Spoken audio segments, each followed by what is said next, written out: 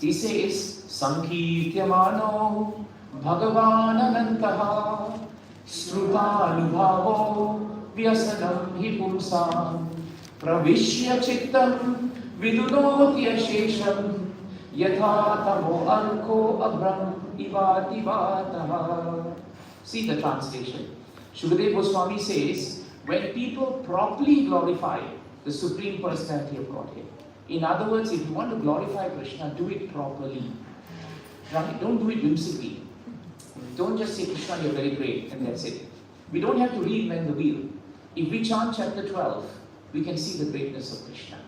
Just chant it before Jagannath, for example, and he'll be very pleased. That is proper glorification. When we properly glorify the Supreme Personality of Godhead, or if we don't know how to glorify, it doesn't matter. Or if we don't have an opportunity, it doesn't matter. Sometimes people say, Prabhu, I don't know shlokas to glorify Krishna. It doesn't matter.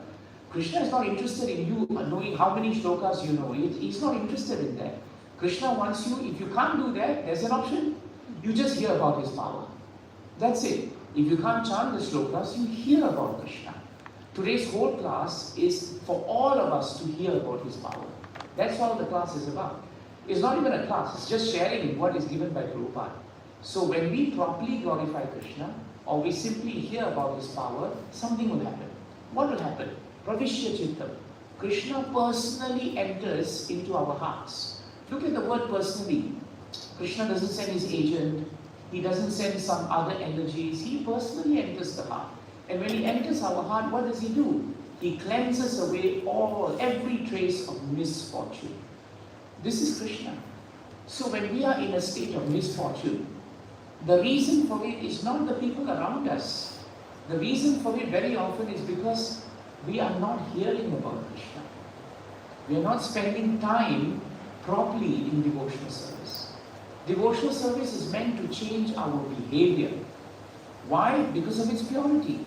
Therefore, just as the sun removes the darkness, or as the powerful wind drives away the clouds, in the same way, if we hear about Krishna, and then after hearing about Krishna, we contemplate on Krishna, we remember Krishna, and we act on what we learn, then no matter how much misery there is in our life, Krishna, by his mercy, he will lift us from that difficulty.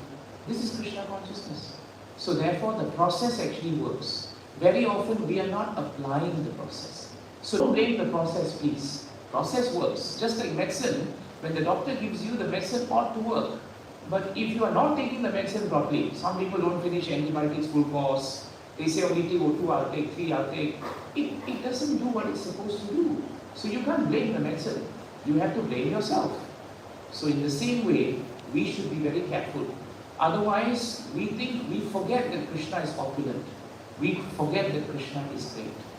So in this shloka, there are 4 great personalities, or 4 great personalities and phenomena, right? The first I want to address is, of course, of all the Daitya demons, Krishna says, I am Prahlad. Imagine, of all the great devotees in Bhagavatam, Krishna is saying that Prahlad Maharaj is actually his representative. That means how great must Prahlad Maharaj be? What is the feature of Prahlad Maharaj that makes him so great? The word that's used here is devoted. There's just one word that's used here, devoted. You go up to the word-to-word transliteration. Prahlada, I am Daityanam, Kalaha, no devoted. The word devoted is not there. It is not there. So why is devoted in translation? Because this is the realization of our founder Acharya. Our founder Acharya is giving us the glimpse of why Prahlad is the opulence of the Absolute. Because of his devotion. It's a very important point we must understand. And why is Prahlad Maharaj devoted? Because we must understand one thing, when we look at his pastime, and we don't have time to go through the whole pastime of the Lord, of Prahlad Maharaj. It covers what? 5 chapters, 6 chapters, so it's just too many chapters to go through. But the important thing we can understand is that Prahlad Maharaj, right, was born in a family of Daityas. That is the point of the verse. And Prabhupada starts the purport by saying that Diti and Aditi, their sons were Adityas and Daityas. Adityas were naturally devotees of the Lord, but Daityas were atheists and they were demonic. Look at Hiranyakashipu. Hiranyakashipu, if there was an opulence, of all the Daityas, actually the perfect example of Daitya is actually Hiranyakashipu, because he's actually considered to be very, very demonic. But Prabhupada says, even if one appears in a family which is not actually inherently spiritual by nature, still one can be a devotee. It doesn't matter what our background is. It doesn't matter what our race, our creed, our caste, where we come from. That is not important. The important thing is our consciousness. That is the key. So Prahlad Maharaj in this case is very powerful because he was a very special person. Even though he was born into a family where there was no opportunity for him to remember Krishna, by Krishna's mercy, when Kayadu was actually taken to the hermitage of Nagada, Prahlad Maharaj was given the opportunity to hear Bhagavatam. After hearing Bhagavatam, he was sent back, and he was with his father. He grew up with demonic classmates, he grew up with demonic teachers, and yet despite being surrounded by demonic mentality, he never lost the touch of devotion. Sometimes people say, if I'm surrounded by very bad material conditioning and I'm just surrounded by people who are not devotees, I cannot grow in my devotional service. But that is not true. Because if you have Srila Prabhupada's books with you, and you are studying them, you're reading them, even though you are maybe in the most materialistic atmosphere around you, the books are non-different from Krishna. Prahlad Maharaj is the example. Prahlad Maharaj just heard Srimad Bhagavatam, and he heard it from a pure devotee. We are fortunate because we are hearing Bhagavad Gita and Bhagavatam by reading the purports, and the purports are coming from a pure devotee, Srila Prabhupada. So therefore we are actually given the same opportunity that Prahlad Maharaj was given. Same opportunity. In fact, sometimes better. Many of us, by Krishna's mercy, are born into pious backgrounds. But if we don't take advantage of this now, and we still wallow in our self-pity and our material conditioning, then we will never come up to the point of actually relishing Krishna consciousness. This is the urgent need of the hour. And that's why Prahlad Maharaj is considered to be very powerful. Another point the Acharyas tell us is that Prahlad Maharaj may not have had physical power. He did not have physical power because he was a very small boy. Hiranyakashipu was very powerful. He could have killed him. All the demons were trying to kill him. Yet despite lacking physical power, he had enormous spiritual power. Isn't it true? His spiritual power was so much that even though Hiranyakashipu had that power, still he was no match for him. So this is a very important thing that we must remember. In the 7th canto, there is a part towards the end, I think it is 787, towards the end of that pastime. Now Hiranyakashipu has tried very hard to kill Prahlad, if you recall. And now he's very frustrated because Prahlad still comes back to him, well and alive and very calm and very cool. Before 787, he actually asked this question. He says, before that, he says, Prahlad, you rascal. I think it's the verse before that maybe. He says, Prahlad, you rascal. You know that I'm very angry with you, and I'm and you know that my anger is so powerful that when I get angry, all the 3 worlds will tremble. Even the chief rulers will tremble with the worlds. And then now he asks a very important question. By whose power has a rascal like you become so impudent that you appear fearless and you overstep my power to rule you? Jagannath Baldev Subramani ki. Big question, isn't it? This is the question he's asking. Such a small boy, I tried so many ways to kill him. In the end, I could not. So now he's asking an important question. Whose power, by whose power have you become so powerful? At least one thing Hiranyakashipu got right. He realized that there is some power behind Prahlad. That's a good realization. Sometimes we don't even have that realization, right? We always think that there's no power anywhere. But he had realization. Who is the one behind you? And then Prahlad Maharaj then gives him the best advice. That's why of all the Daityas he's Prahlad. That's why, because of this advice. In 787 he says, Na kevalam me bhavatascha rajan savai balam malinam cha paresham pare pare me stirajandamaye brahma dayoye navasham pranita. And the meaning is very beautiful. Prahlad Maharaj says, my dear king, mind you, he doesn't call him father here. No more father already. Why? Because the time is coming. The time is coming. So he says, he addresses him as a king. You're very opulent. You're a great personality. Now let me tell you something. The source of my strength, of which you are asking, is the source of your strength also. What a profound statement. You think about it. To be able to tell Hiranyakashipu that factually speaking, I'm not stronger than you. You see the point? I'm not stronger than you. I'm not more talented than you. I'm not greater than you. I'm nothing. The real source of strength that pervades you is the same source of strength that is in me. And then he says, indeed, where is the exam? Indeed, the original source of all kinds of strength is one. So nobody is, don't ever think Krishna is biased. Oh, he's taking care of him. He's allowing him to eat more prasadam, but I don't get enough prasadam. Don't blame Krishna for that. Right? The source of strength is one. He says he's not only your strength or mine, but the only strength for everyone. So if someone has any strength to perform anything opulent, that vibhuti is Krishna's. You see the point? That's why Prahlad Maharaj is extolled. Because he's pointing out this opulence of the Absolute here. Now he says, without him, no one can get any strength. Whether moving or not moving, superior or inferior, everyone, including Lord Brahma, is controlled by the strength of the Supreme Personality of Godhead. What a nice point. That is the devotion of Prahlad. If we are really devoted to Krishna, not only will we have our sadhana and we will chant and we will read and we will study, we will wake up for Manga Arati, but all of that should culminate in this consciousness. See, Prahlad Maharaj was not even envious of his father. He just wanted to enlighten his father. Father, by the way, the source of my strength is the source of your strength. In other words, it's a good thing. You have what I have because it's all coming from him. That's what he said. And now the purport is very important. Because where does the purport lead us to? Right back to chapter 10. Right? Back to chapter 10. Because Prabhupada says, Yad Yad Vibhuti Mat Sattva, this famous verse. Because at the end of all the opulences, Krishna then says, no, all beautiful, glorious and mighty creations are just a spark of my splendor. All that we hear, eventually Krishna will say, this is just a spark, it's nothing. That means we cannot conceive of the vibhuti of Krishna actually. He's giving some examples, but we cannot conceive of the entire length and breadth of Krishna.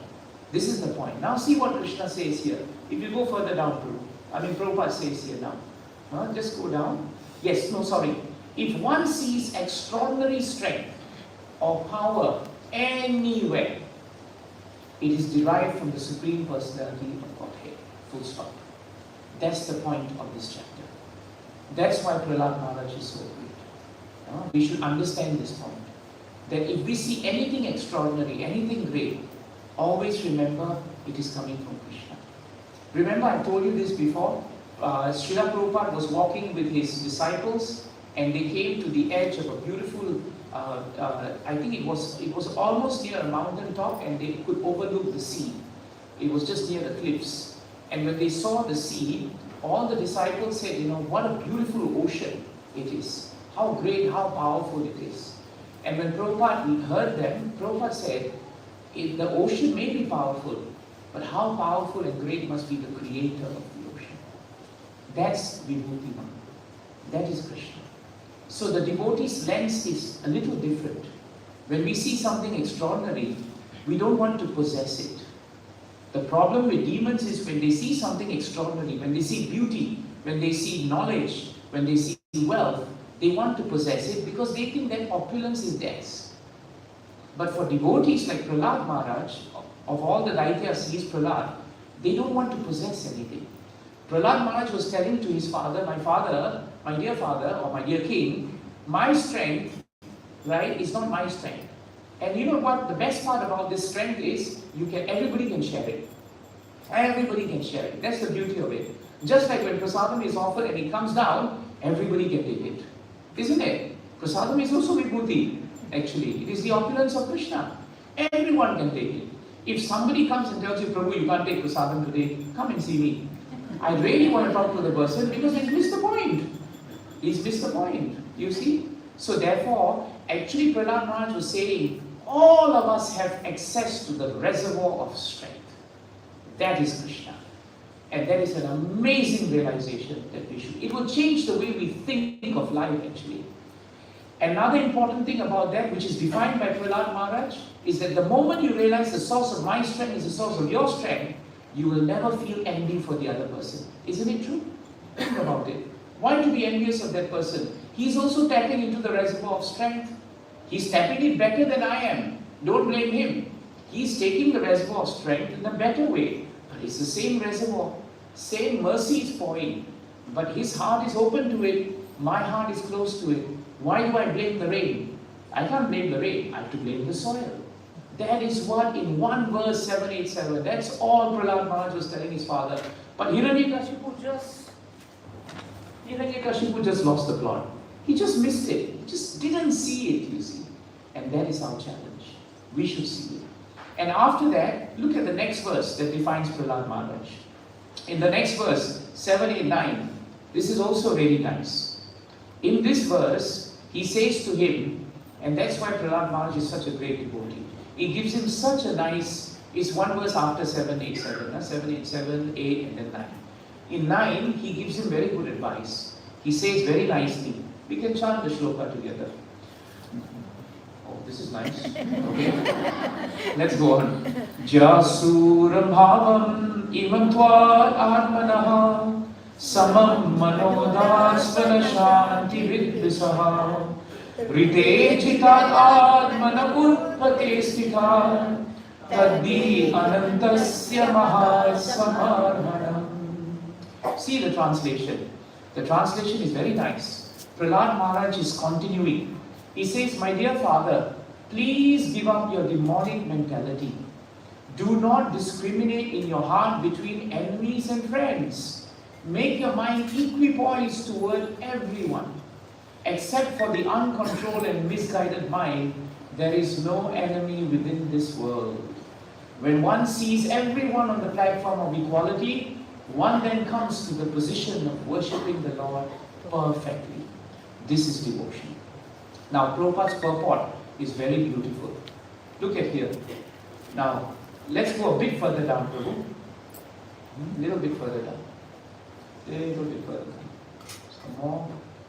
Yes, there you are.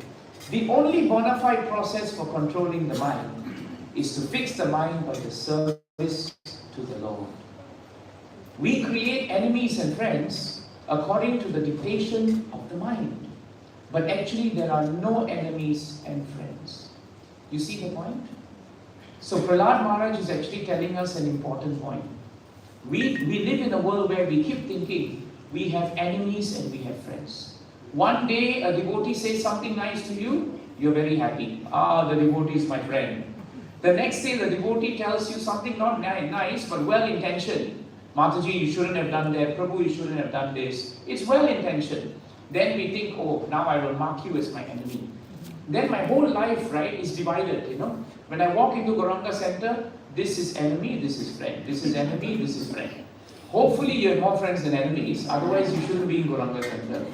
But that's the problem with us. We all think that way. Prabhu, if the white light is not there, maybe some other light. Oh, this looks even better. Thank you. Yeah. Abhayata Prabhu is trying to do something, isn't it? Okay. Yeah, so you see, the point is that actually, when we want to be devoted like Prahlad, these two practical things are the only two things we need. We need to first of all understand that nobody has any strength except if it's coming from Krishna. So why are we fighting with each other about strength? It's all coming from Krishna.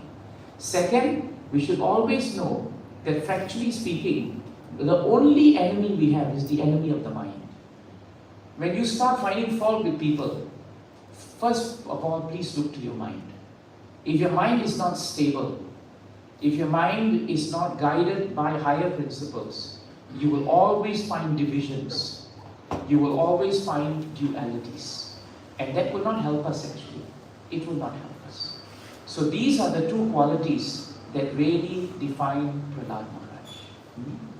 Now, since we were talking about Prahlad Maharaj, I thought it would be nice for us to also look at Since Nrsimhadev is involved in Prahlad Maharaj's pastime, let's look at the lion. It's just there, it's flowing there. Krishna says, of all the animals, I am the lion.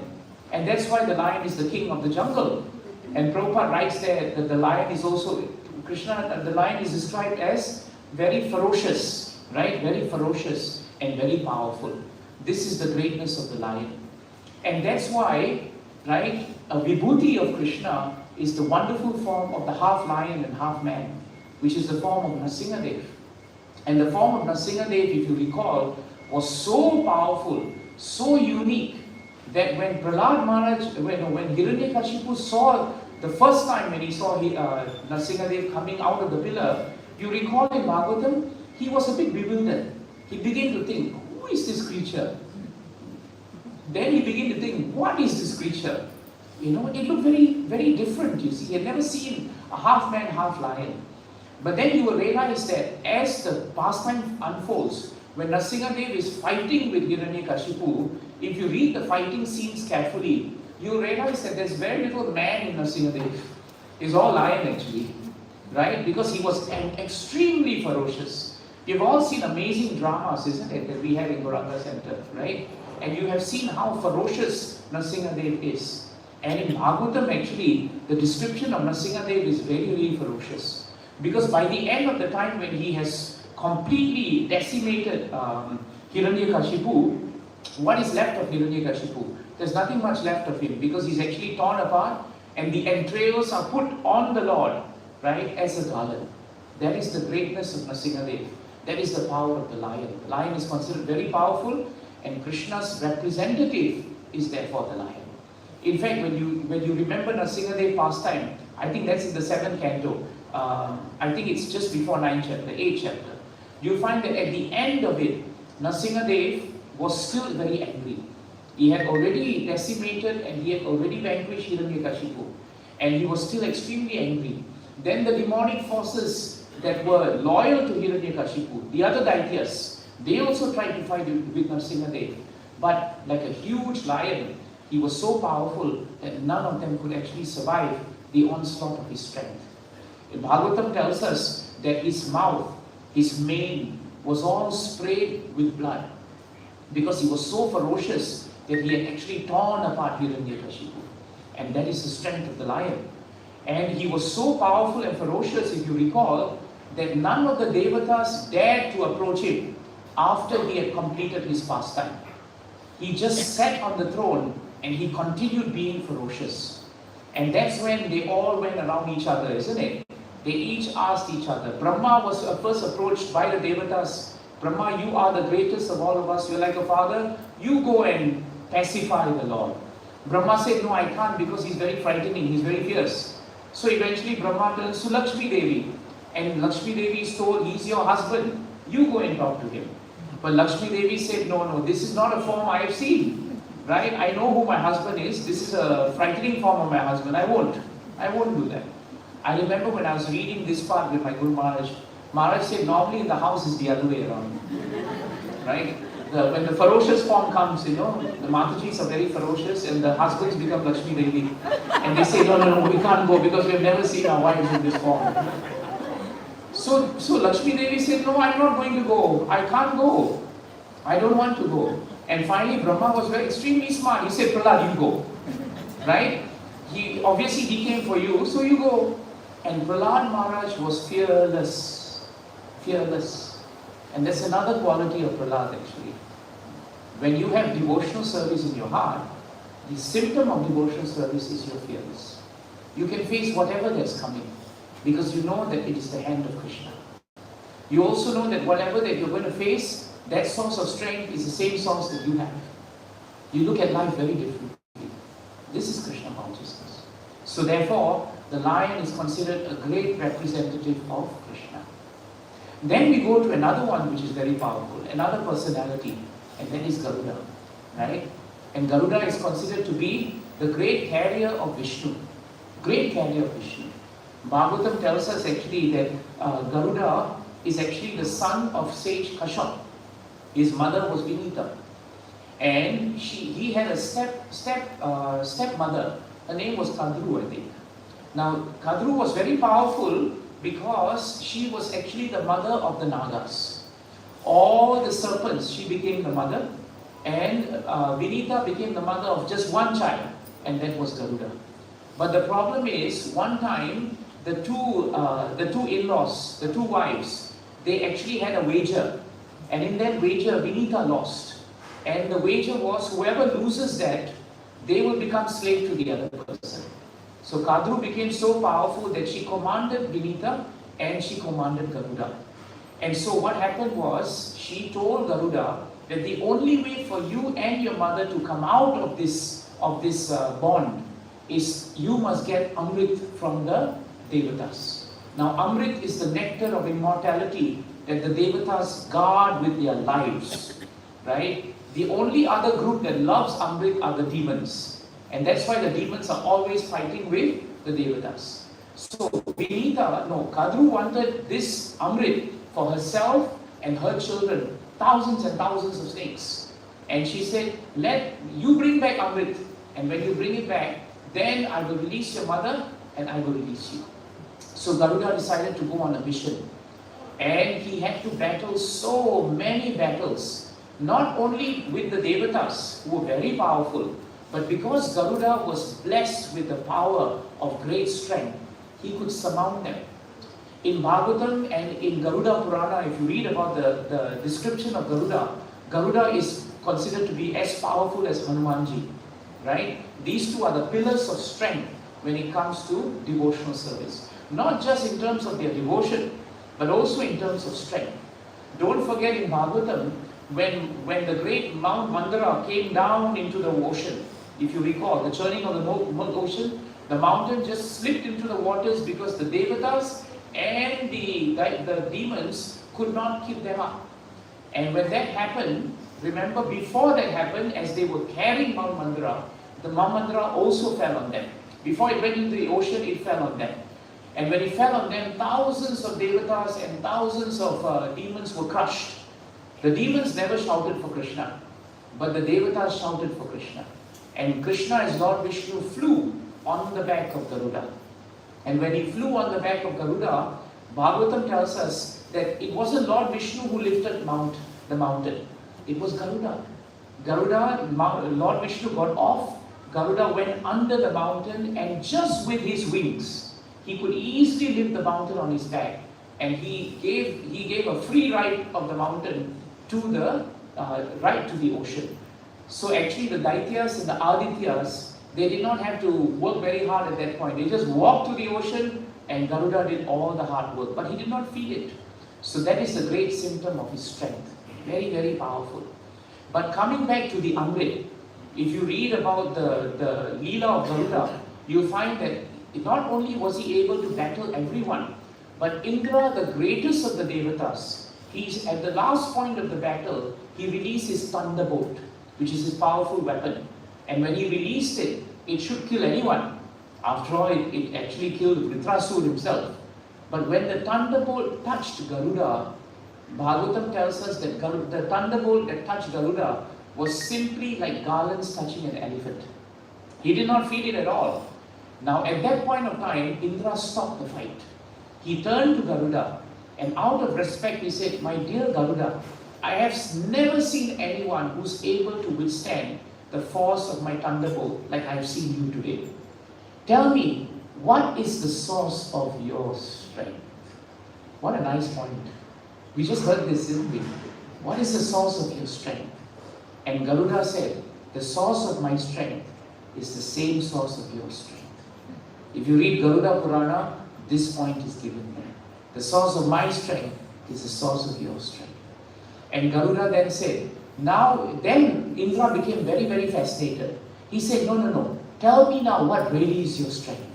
And Garuda said, if I take one feather, if I pluck one feather from my gigantic wings, that feather alone can hold the entire 14 planetary systems of this entire material creation very easily on the tip of the feather.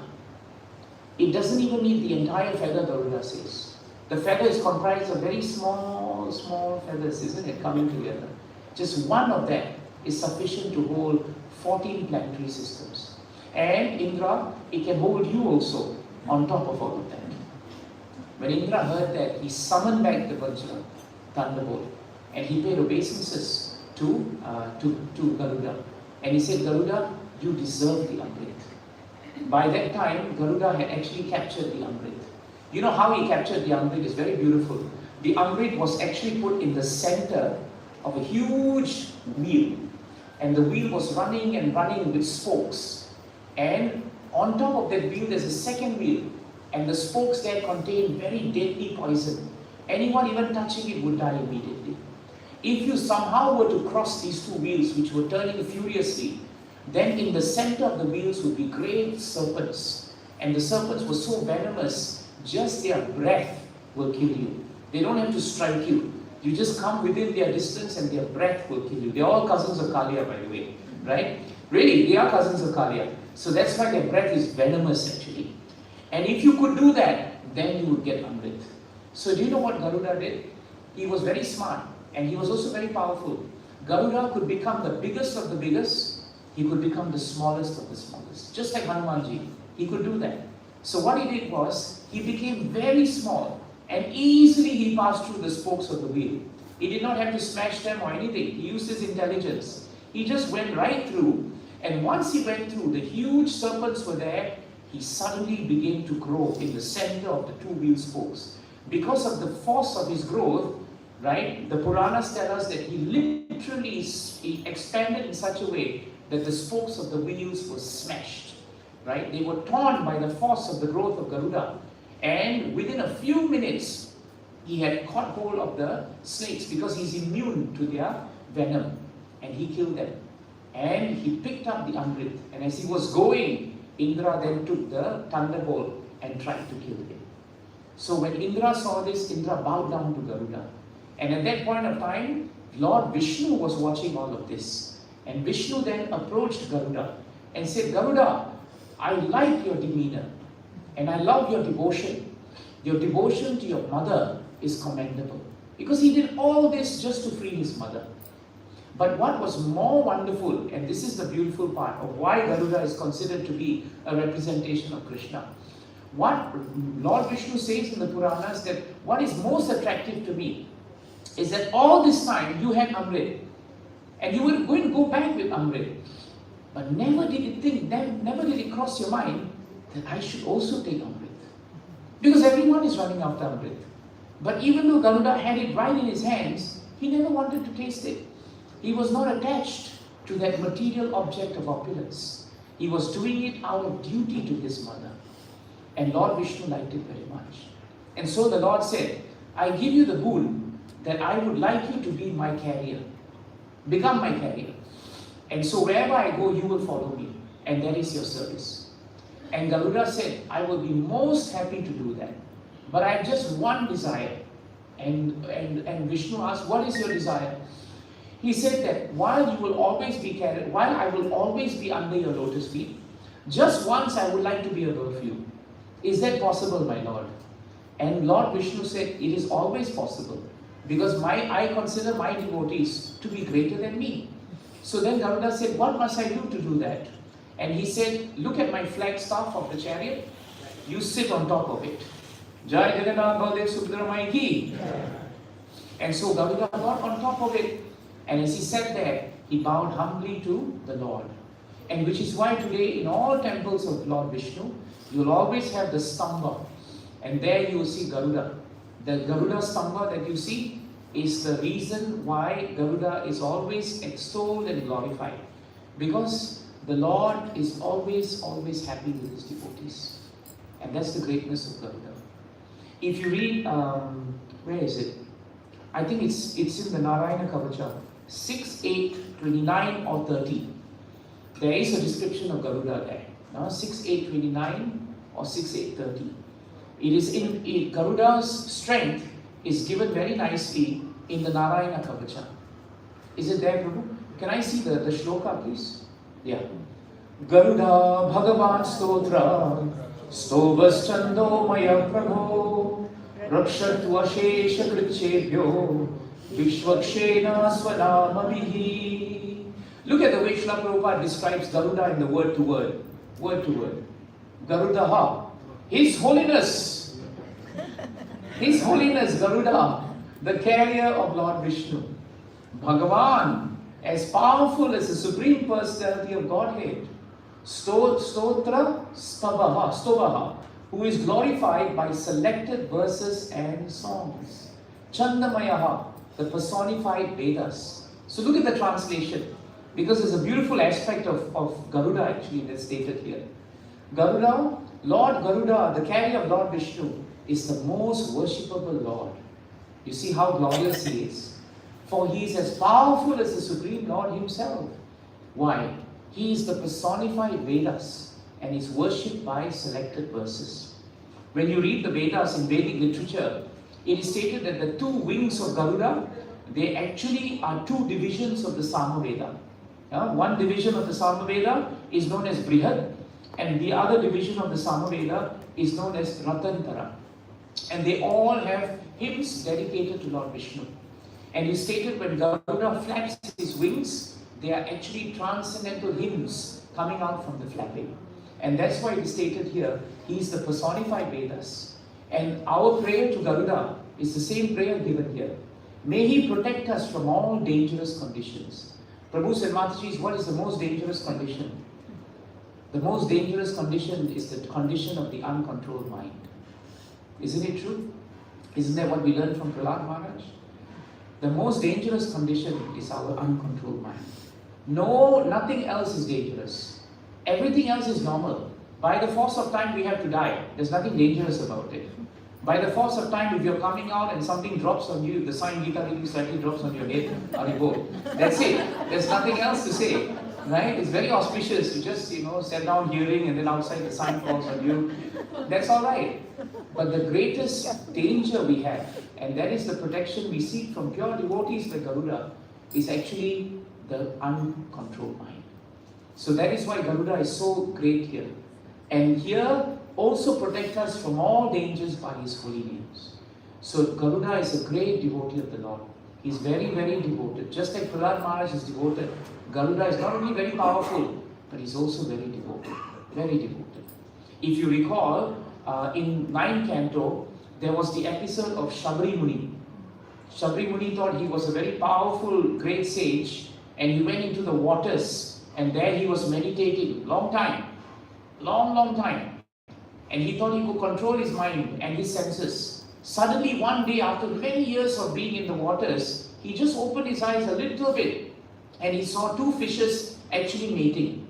And the moment he saw the fishes mating, his mind became disturbed. Again, who's the enemy? Do you blame the fishes? Don't blame the fishes. It's the most natural thing for fishes to mate in the water. But it's not natural for a yogi to be sitting in the water, isn't it? And opening his eyes with an uncontrolled mind, he became agitated. He became agitated. And when he became agitated, he came out. He went to see the king. And he demanded the hands of the queen of his princesses, his daughters, to get married. This is the challenge of a disturbed mind. Now, Prabhupada writes in the purport that why did Shabri Muni do so much of penance and yet he was not able to control his mind? Two reasons are given. One, he was not performing devotional service. If you perform devotional service, your mind is naturally controlled. If your mind is not controlled, the simple truth is your devotional service is lacking. Don't blame anyone. We go back to the drawing board, we look to our own sadhana, we look to the way we are thinking. The problem is us. It starts with us, it ends with us. But the second reason is important.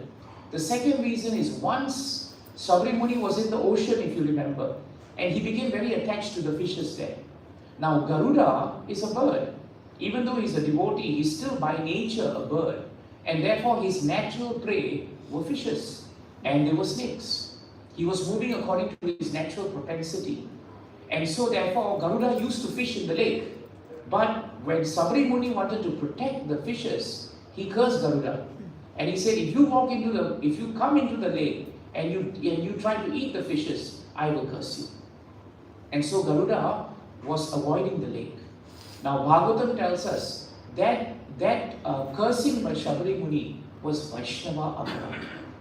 It was an offense to a devotee because it was a natural propensity of Garuda. You cannot stop that.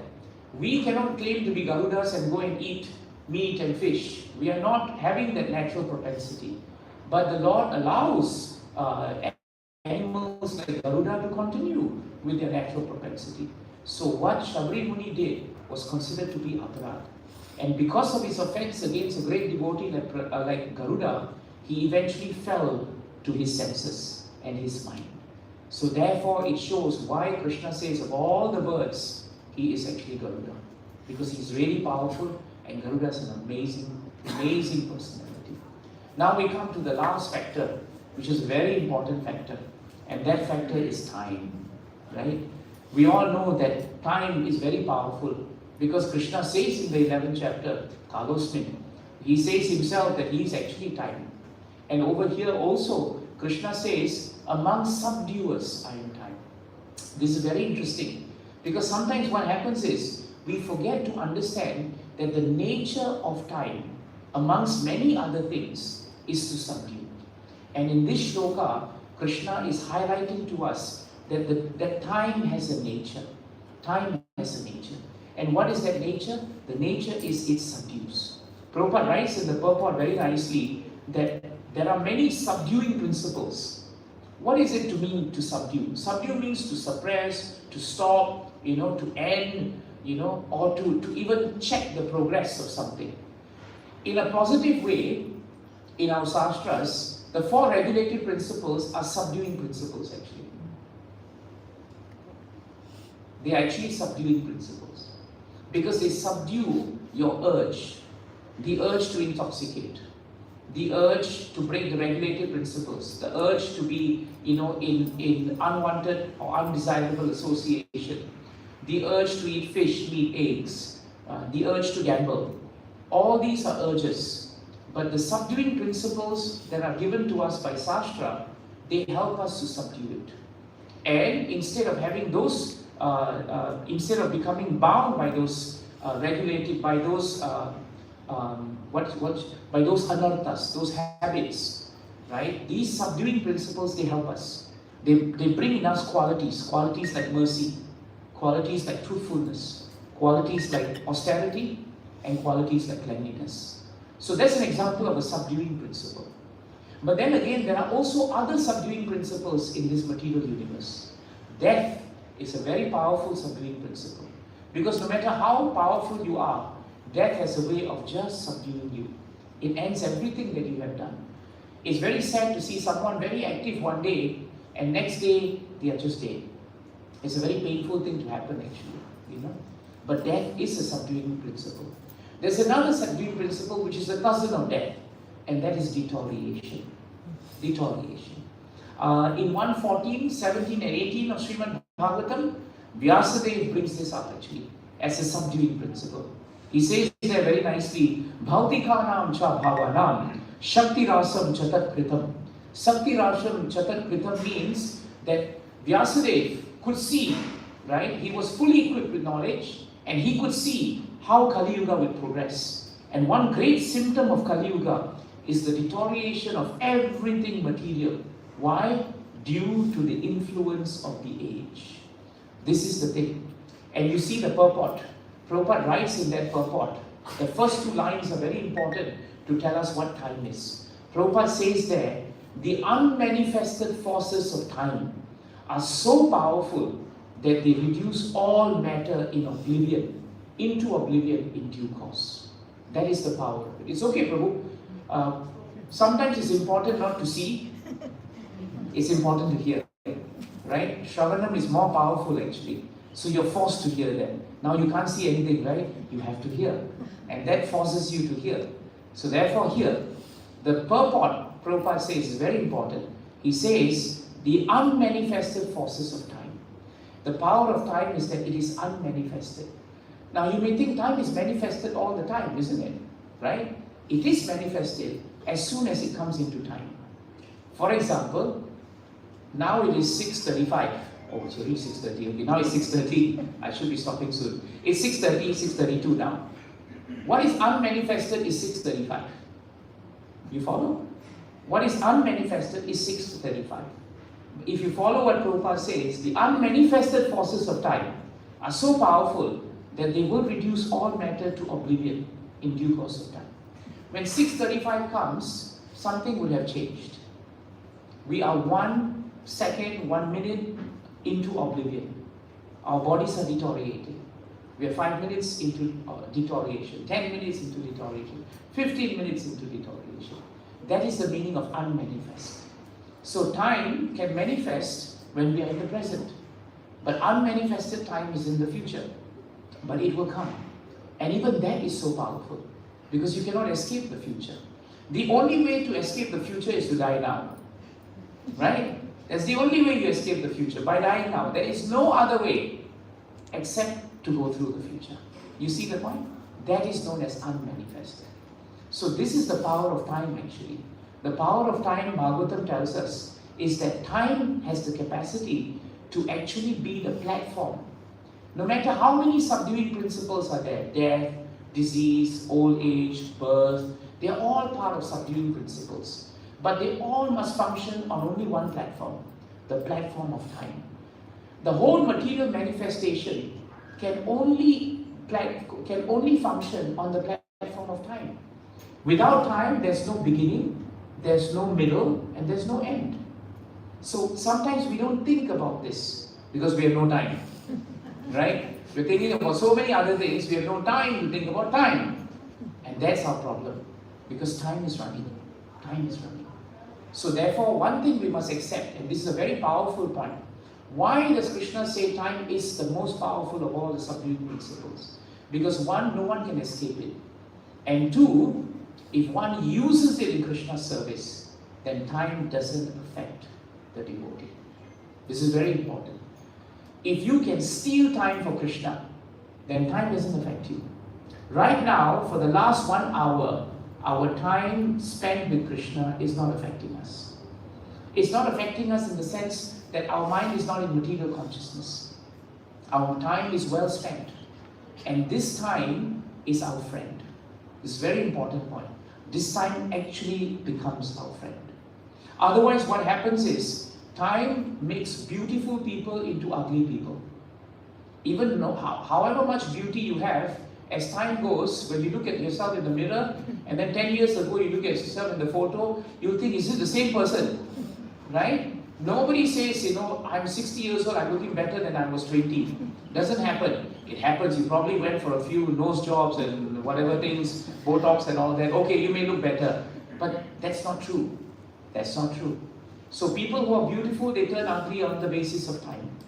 People who are strong turn weak on the basis of time. People who may be very healthy become sick. Active people can become inactive. The living can become dead. So therefore, time subdues everything. And the most important thing is time subdues vanity.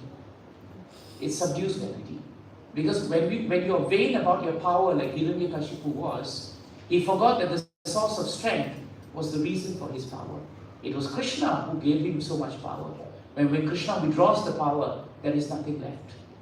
When Arjuna was trying to save the queens from the infidels, he realized he could not do that. But he did not become morose because he realized that the source of his strength during the whole Mahabharata war was actually Krishna. But now he said, I am the same Arjuna, I have the same Gandiva bow, I have the same arrows, I have the same chariot, I have the same horses. But because Krishna has withdrawn his opulence, his vibhuti, he has withdrawn it, now I am nothing. I am nothing. See, a devotee who uses time for Krishna is given the consciousness to understand that. When time deteriorates who we are, devotees are more accepting of that deterioration. When we are not well entrenched in devotional service, we will not accept the deterioration of this world in a very good way. We will fight it. We will be frustrated. Instead of that, devotees continue devotional service. Which is why it is stated in Bhagavatam, isn't it? The rising and setting of the sun means that all must deteriorate, except the devotee who's using that time for Krishna. That is why devotional service cannot be subdued by time. Everything else in this world is subdued, but devotional service cannot. What is it? 325, 38. Na karginchin matparaha shantarupe nam shantino me nimiso ledi hedihi yeshamaham priya atma sutascha. What is the last one? Sakha guru suvrido daivanishtam. See what Devahuti is told by her son Kapila Dev. My dear mother, devotees who receive such transcendental opulence are never bereft of them.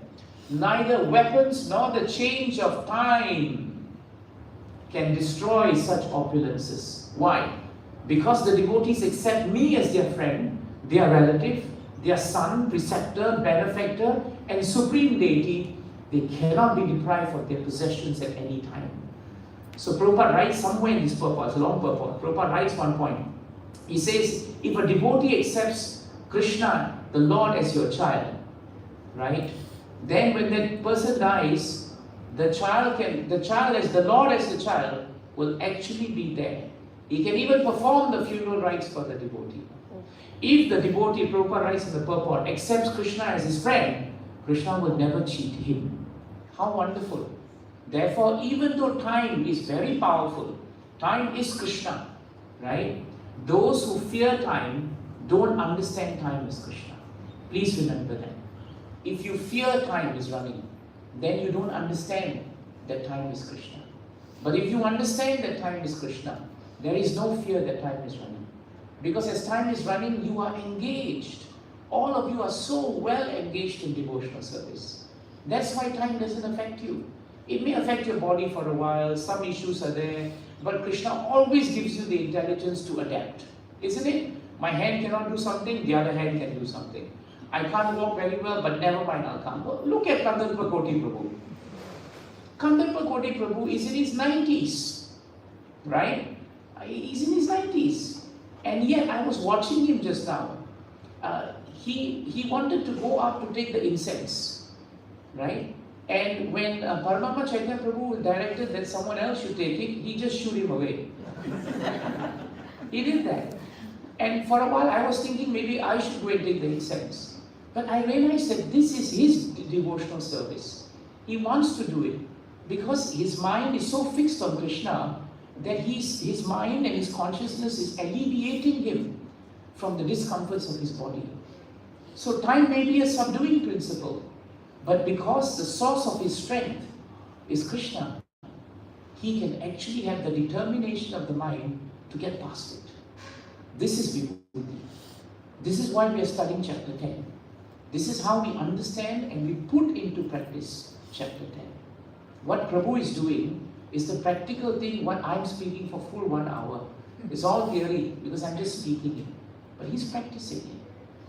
When you hear of devotees not being well, still coming to the program, not doing well in health, but still doing the services, in so much of inconvenience, but still pushing themselves, that's devotional service. That is the understanding that the source of our strength is not my strength, it's Krishna's strength. It is the reservoir of all strengths. And this is Krishna. And so I end with one last shloka, which is very important for time. 329.45. This is one of my favorite shlokas. I remember Maharaj maybe, remember the shloka many times because he loved the purport and he loved the translation. So ananta anta karaha kalaho. This is a description of time. Anadir adi krit abhyaya. Janam janena janayan. Marayan mrityu antakam. Mrityu antakam. So mrityu antakam. Now look at the translation. This is the last verse in the entire chapter where Kapila Dev is speaking about time. He ends it with this verse. The eternal time factor has no beginning, it has no end. This is time. There's no end and there's no beginning. It is a representative of the Supreme Personality of Godhead, exactly what today's verse is saying. And it is the maker of the criminal world. Powerful, huh? Why? It brings about the end of the phenomenal world. It carries on the work of creation by bringing one individual into existence from another. And likewise, it dissolves the universes by destroying even the Lord of Death, Yamaraj. We said just now, death is a subduing principle. Now do we understand that above death is time? Because time subdues even Yamaraj. If Yamaraj has to be finished by time, you and I stand no chance. Because we'll be finished by Yamaraj first, right? Then he's finished by time. This is the power of time. Now, why is this world considered criminal? It's considered criminal because we don't remember Krishna. We came here to be separate from Krishna. Therefore, it is criminal because we are still attached to the things that take us away from Krishna. And we still insist and are stubborn about it and still want to be involved in it. That's why we're criminals, right? And that's why Durga Mata is the superintendent of this prison, because we're all criminals. Now you see how it fits. Now look at the purport. Prabhupada says very nicely here. Okay, in the purport, Prabhupada says, by the influence of eternal time, which is a representative of the Supreme Personality of Godhead. Look at this. The Father begets a Son, and the Father dies by the influence of cruel death. But by time's influence, even the Lord of cruel death is killed. In other words, all the demigods within the material world are temporary, like ourselves. Our lives last for 100 years at the most. And similarly, although their lives may last for millions and billions of years, the demigods are not eternal. No one can live within this material world eternally. The phenomenal world, this is nice, is created, maintained and destroyed by the finger signal of the Supreme Personality of Godhead. Krishna just needs to indicate something like that and the universe is finished. Krishna just needs to take a breath as Karanu Dakashai Vishnu and universes come, another breath and universes go. We try doing that. Nothing is coming out, everything is going in. That's who we are. Finger signal. You'll never find anywhere in Bhagavatam the description of the Lord with a finger signal. Therefore, a devotee does not desire anything in this material world. A devotee desires only to serve the Supreme Personality of Godhead. And we end with this line. This servitude exists eternally. The Lord exists eternally. His servitor exists eternally. And the service exists eternally. Jai Grantaraj Bhagavatam ki. Srila Prabhupada ki. Chapter 10, Opulence of the Absolute ki. Thy Lord Premanand. Are there any questions, Prabhus? Mataji's? Yes, Mataji. Maybe we can have right in front.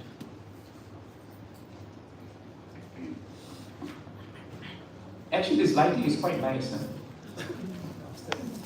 Huh? It's a nice setting. Yes, Mataji, please. Hare Krishna, Prabhu. Thank you for the wonderful class. My question was the Garuda Puran. It's auspicious to read the Garuda Puran when someone passes away.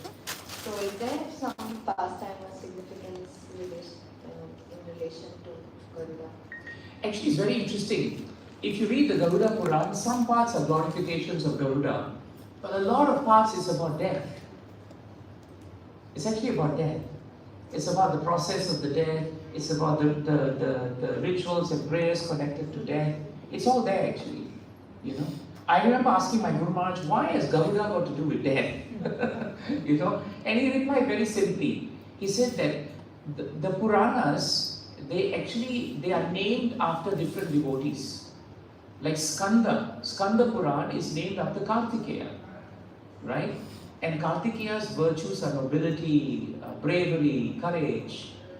Garuda is a powerful bird, and he also represents death to many of his prey, like snakes. So when Garuda is powerful, death is as powerful, if not more powerful than Garuda. So the Puran, which is described as Garuda Puran, also has within it the passages of the leaving of the body. And that's why the word Garuda is given there. But so, the Garuda Puran is very famous also for understanding the passage of the movement of the body. So if you have read, for example, Bhanuswami has translated Garuda Puran very nicely. And if you have the book, you know, you'll find that a lot of it has to do with the passing of the body. Is that helpful, Mataji? Any other question? Yes, Navadavada.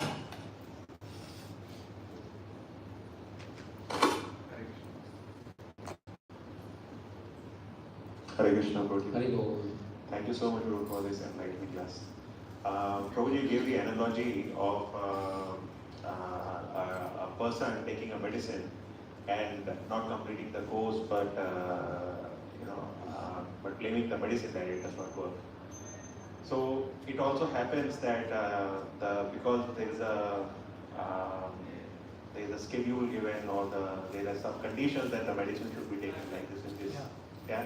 And sometimes the patient does not want to follow those conditions, or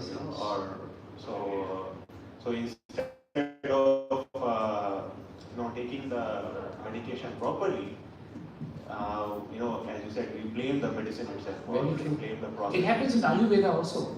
In Ayurveda, very specifically, you need to take it according to a certain way, in a certain way, and naturally for allopathic medicine also. Yes. Yes.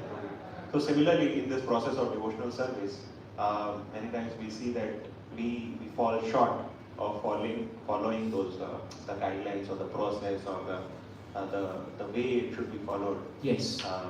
And then, because of our very miniature faith, we start questioning the process rather than questioning ourselves. Yes. We know that it is our shortage, but we don't want to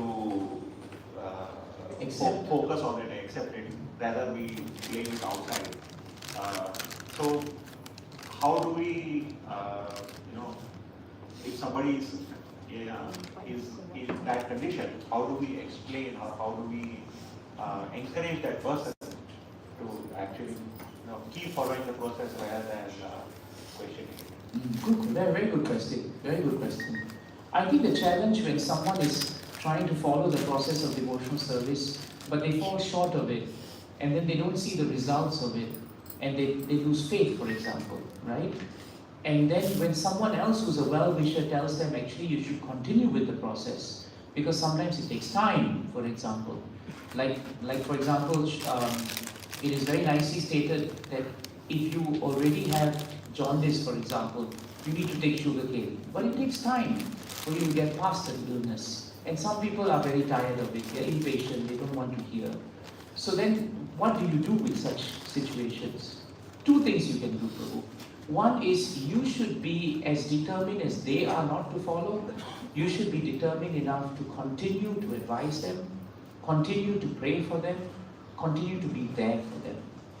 Because sometimes it's not just the principle of devotional service that they should recognize. Sometimes they may not be hearing it from the right source.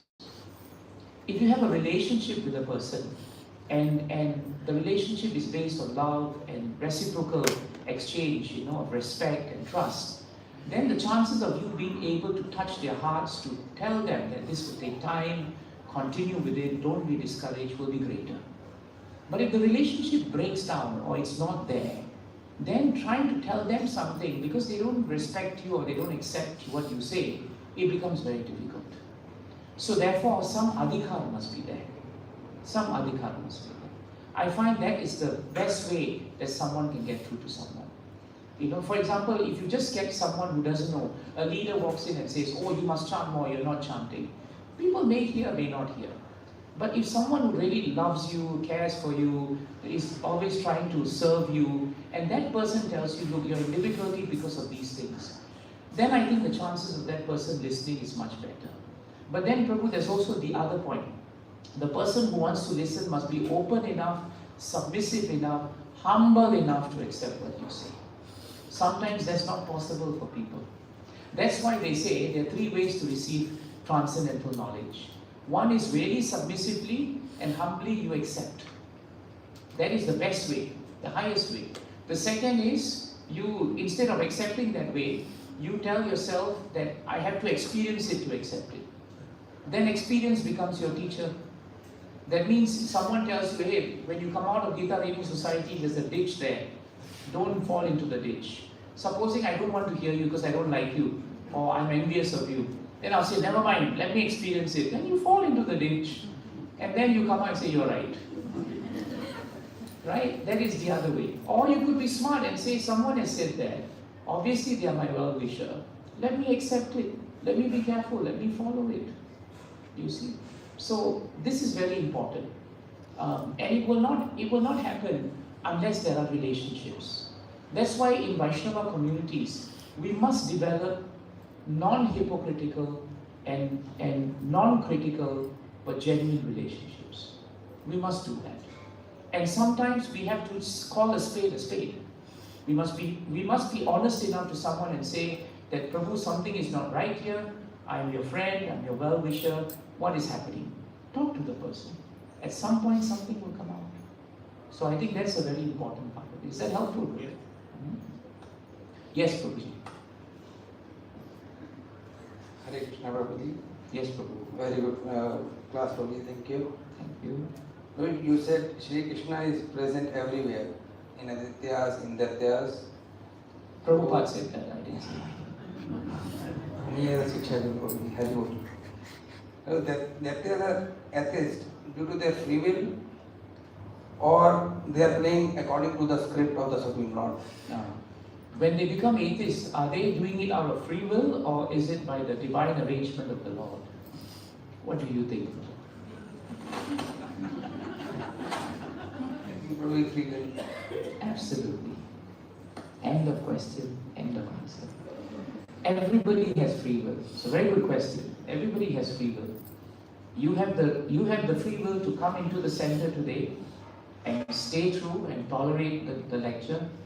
You have the capacity to sit through it and take what's best. It's your free will. You have the free will to believe in a God or not believe in a God. Ultimately, someone can impress upon you something. Someone can persuade you in a persuasive manner. Someone can provide you with evidence of something. But if the mind is not willing to accept something, then ultimately it is the free will of the mind to accept it or to deny it. So we cannot say that that is Krishna's arrangement. Krishna's arrangement is that he wants everyone to come back to him. But there are different entities at different levels of creation. And according to their past and previous karmas, they take different conditions of life. And they may start from a position of atheism, but in time they may become theistic. Many of us may have started our devotional journey by not believing in a God. If you ask a few devotees here, some of us may have been like that. Some of us may have been very skeptical of whether even a being exists like that. But through time, through testing it, we may have come to the position where we firmly believe that Krishna is there. Some of us may believe Krishna is there when everything is going well. And then when things go wrong, we may think, does he really exist? It can happen. I know of devotees who have had crisis of faith. It can happen. But let's not forget that we have a spiritual responsibility. Right? So, you're right. It is free will. There is always an element of free will. Thank you, Prabhu. Anything else? Thank you so much for your time, Prabhus and Matajis. It's always a pleasure to sit down, read and study the Gita and Bhagavatam. You know what? We should pray. The year is ending.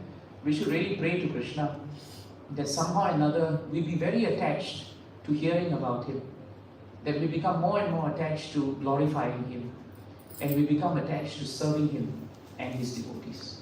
If we can just have these three things in our mind when we walk into the center for every Saturday or Sunday program or all festivals, you will find that it will really be a festival of the mind.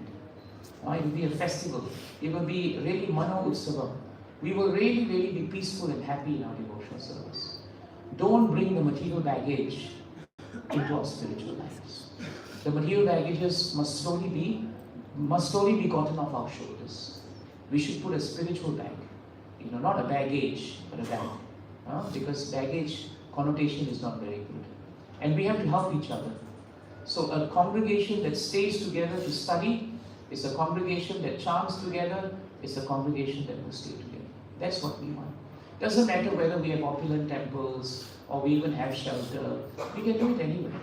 But what is the real defining opulence, vibhuti, for a congregation? When we are single-minded in our glorification of the Lord. Tasmad eke manasa. Thank you very much. So I think we should do Gaurarati now. Let's do Gaurarati. Let's glorify Krishna and let's sing, with all our hearts to Krishna. Hare Krishna.